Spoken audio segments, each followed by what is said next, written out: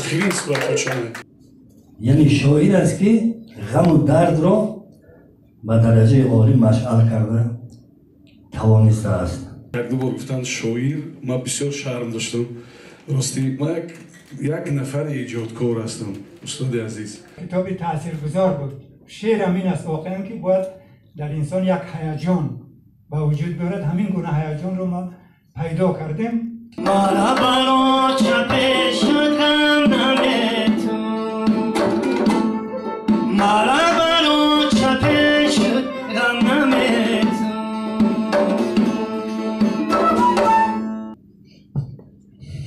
نمیتونم صحبت من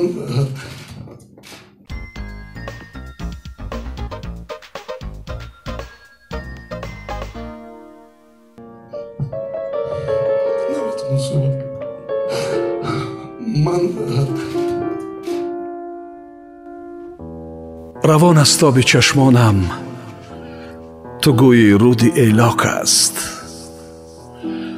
فیغان در حسرت رویت از اینجا تا به افلاک است. میانی ما و تو آچه کنون ره تا قیامت دور.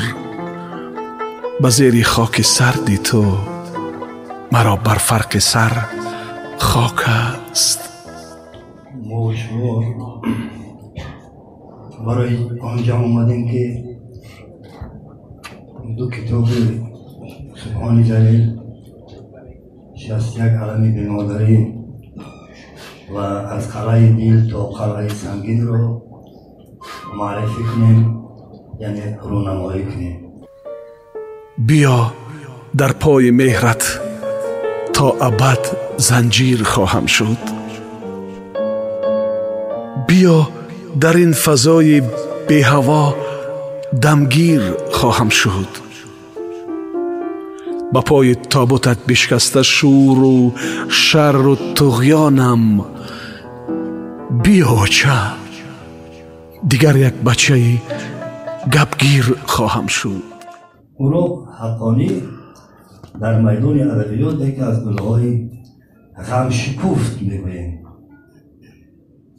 یعنی شاعر است که غم و درد را به درجه عالی مشعل کرده توانسته است. وقتی که ما با جمعی از روزنامه‌نگاران یک کاروان اطلاعاتی داشتیم به ولایت سوق و به دوشنبه برگشتیم، در اون وقت راستی گپ راه ها بند بودن، همه پرتشویش بود، سرتشویش بود، ولی یک نوید خوش همه مشکلات ما را از بین برد.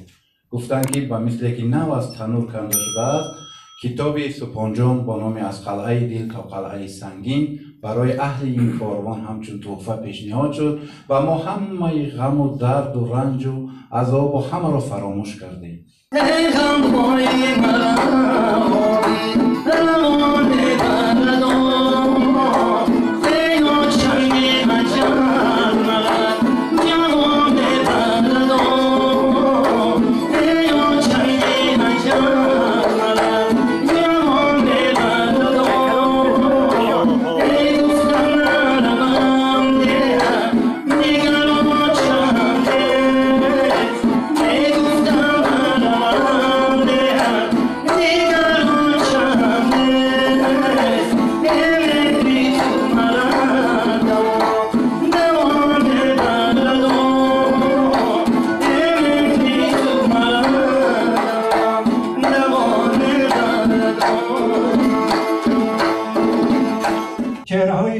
خیلی زیاد داشت پیش فیض‌آباد، اما امروز دو نفر چهره‌هایی هستند در تمام گوشه تاجیکستان میشناسند.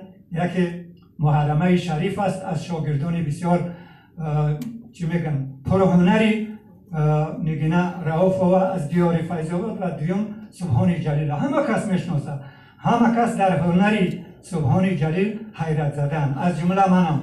با یک صمیمیت خواندم کتاب رو، بسیار به من تاثیر کرد. واقعا بسیار کتابی تاثیرگذار بود. شعرم این است واقعا که باید در انسان یک هیجان به وجود بیارد. همین گونه هیجان رو ما پیدا کردیم.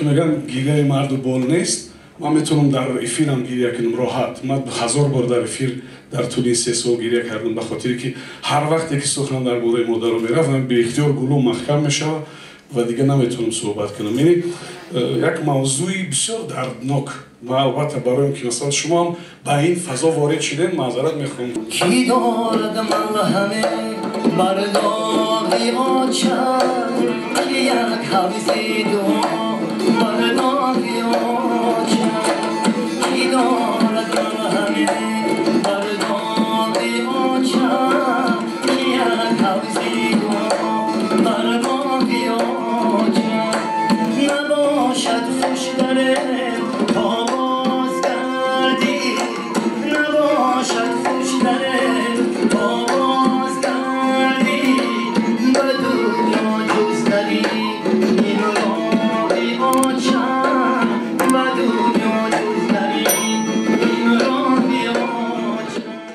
اشتراکی پیوسته فعالیتتان در حیات سیاسی جمعیتی نوعیه سپاسومی نداری اظهار نموده برایتان سلامتی خوب بخت و سعادت روزگاری خوش و آسوده و در فعالیت منبعدی ایجادی و جمعیتتان برای رو کامیابی رو تمنا نمایم.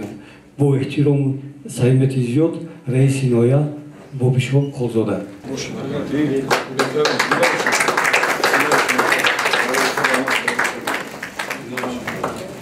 پیشی صمیمیت و لطف و مهربانیتون بسیار شرمنده ام. راستی گفت یک دو بار گفتن شاعر، من بسیار شرم داشتم. راستی من یک نفر ایجادکار هستم استاد عزیز. شاعر شما هستین، شاعر این استادای عزیز هستن، اینجا شاعرای خوب داریم، نویسنده‌های خوب. یک نفر ایجادکار که نمیدونم علمی شاید 100 نفری به مادر در این کتاب با کمک دستگیری شما نوشتیم. زنده باشین، زنده باشین. رحمت خواهش کنم. این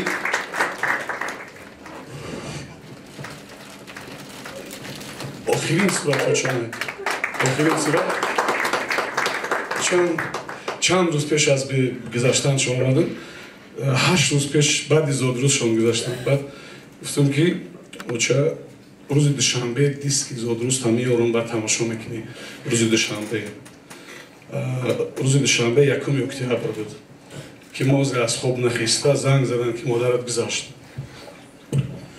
مثلا خیلی خداوند مادرها که اینجا هستین، این خلای ما هستن، همه شما به جای مادری من این امروز و فکر میکنم که محفیل بودم گرمتر کردین با چهره ها و با رومالایی که مثل رومال بندی ها یا چه ما بود.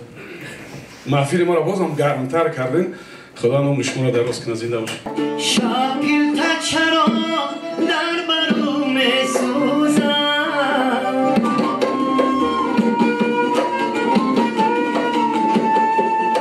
ای آچه جان چشمی ترم میسوزم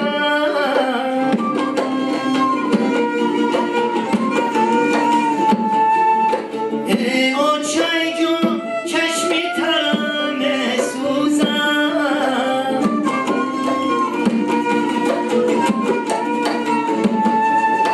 من گشت از یابی دیدم هزو مکان چون لخچه تر در جگر میسوزم